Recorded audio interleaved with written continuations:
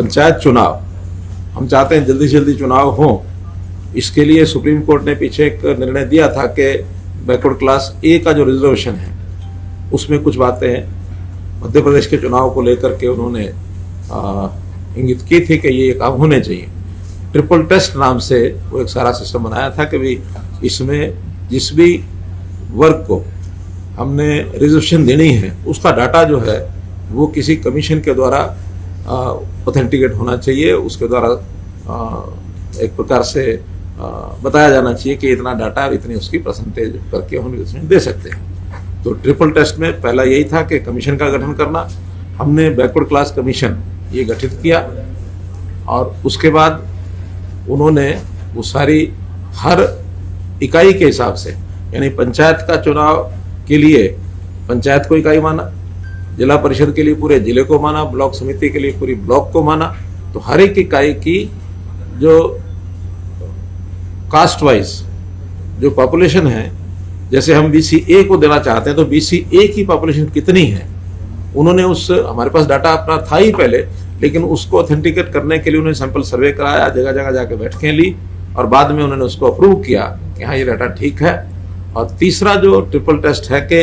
किसी भी हालत में रिजर्वेशन जो है 50% से ऊपर नहीं जानी चाहिए। अभी तक केवल SC की रिजर्वेशन होती थी,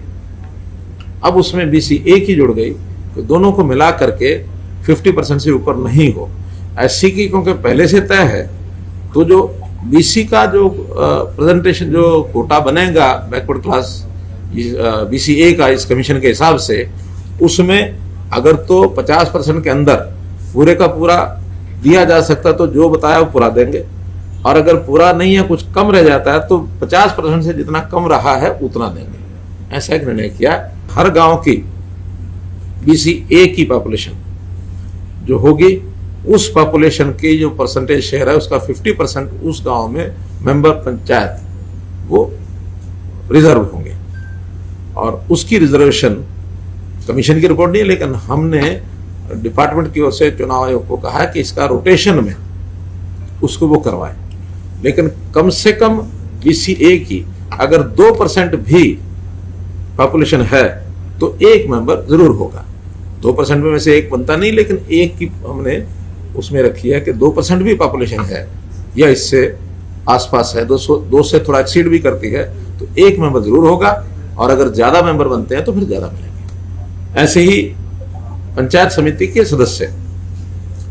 हाँ पहले सरपंच उस ब्लॉक में जितने सरपंच हैं उनमें से 8% और ये BCA वर्ग के होंगे, यानी अगर 50 सरपंच हैं किसी ब्लॉक में तो 4 सरपंच BCA के होंगे, और इसमें BCA की आबादी के जो गांव हैं हाईएस्ट उससे 3 गुना, यानी 4 अगर रखने हैं तो 12 गांव ऊपर वाले पंचायतें वो छांट करके उसमें उसका लॉटरी से रोटेशन होगा। 12 में से 4 सिलेक्ट करेंगे, अगली बार ये 4 छोड़ देंगे, बाकी 8 में से 4, और दूसरी बार वो 4 भी होने के बाद जो बच गए 4 वो तीसरे इलेक्शन में BCA के होंगे। तो BCA का हाईएस्ट पॉपुलेशन के जो गांव है सरपंच का रोटेशन उसमें होता रहेगा। पंचायत समिति में जितने भी उस ब्लॉक की आबादी BCA की है